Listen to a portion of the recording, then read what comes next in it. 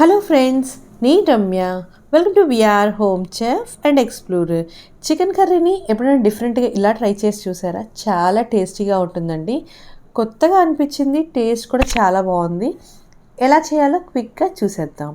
ముందుగా స్టవ్ పైన ఒక ప్యాన్ పెట్టుకొని ఒక 3 to 4 స్పూన్స్ వరకు ఆయిల్ వేసుకోండి. ఆయిల్ బాగా వేడెక్కాక 1 స్పూన్ వరకు జీలకర్ర, కొంచెం కరివేపాకు, పచ్చిమిరపకాయలని వేసుకొని బాగా ఫ్రై చేసుకోండి.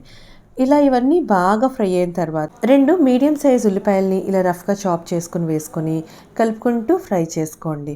స్టవ్ని మీడియం ఫ్లేమ్లో ఉంచుకొని ఫ్రై చేసుకోవాలండి. ఇది ఇలా వేగేలోగా మీకు ఒక ప్రాసెస్ చూపిస్తాను.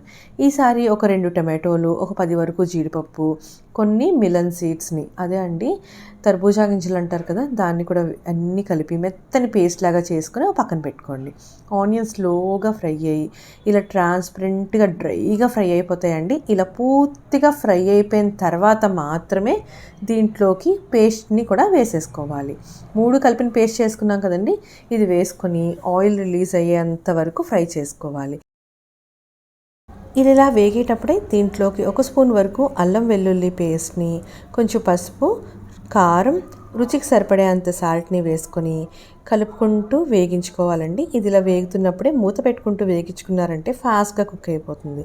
దీంట్లోకి 1 స్పూన్ వరకు ధనియాల పొడిని కూడా వేసేసుకుని ఇంకొకసారి కలుపుకొని మూత పెట్టేసుకోండి. మొత్తం అంతా డ్రైగా ఫ్రై అయ్యి ఇలా ఆయిల్ అనేది రిలీజ్ అవుతుందండి. అలాంటి కన్సిస్టెన్సీ వచ్చేంత వరకు ఫ్రై చేసుకుని అప్పుడు మాత్రమే శుభ్రం చేసి పెట్టుకున్న చికెన్ని దీంట్లో వేసుకుని ఒక 2 to 3 టైమ్స్ పాటు బాగా కలుపుకోవాలి. చికెన్ ఇలా ప్యాన్లో వేయంగానే దీంట్లోంచి వాటర్ అనేది రిలీజ్ అవుతుంది కదండి. అన్నిటిలోంచి వాటర్ వస్తుంది. ఆనియన్లోంచి, టమాటోలోంచి, చికెన్లోంచి 3 కలిపి ఒకసారి చేశారంటే వాటర్ ఎక్కువైపోతుంది. సో ముందు వాటిని ఫ్రై చేసుకుని చికెన్లోని వచ్చే వాటర్ని డ్రై అయ్యేంత వరకు మూత పెట్టుకుంటూ మధ్య మధ్యలో కలుపుకుంటూ కుక్ చేసుకోండి.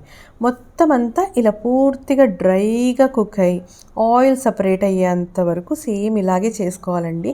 చాలా సింపుల్గా చేసుకోవచ్చు, టేస్ట్ కూడా చాలా బాగుంటుంది. ఇలా పూర్తిగా దగ్గరకు అయిపోయిన తర్వాత దీంట్లోని 1 కప్పు వరకు వాటర్ని యాడ్ చేసుకొని ఈసారి దీంట్లోని ఒక 1/2 స్పూన్ గరం మసాలా వేసుకోండి. వేసే బయట మిస్ అయిపోయింది. వేసుకొని మూత పెట్టేసుకోండి. చూసారు కదా, చక్కగా ఇలా క్రీమీగా థిక్ టెక్స్చర్ అనేది వస్తుందండి.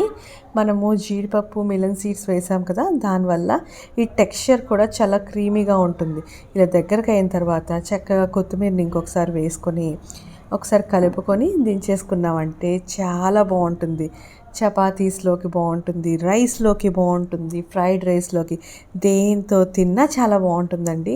తప్పకుండా ట్రై చేసి మీకు ఎలా అనిపించిందో కమెంట్ చేయండి.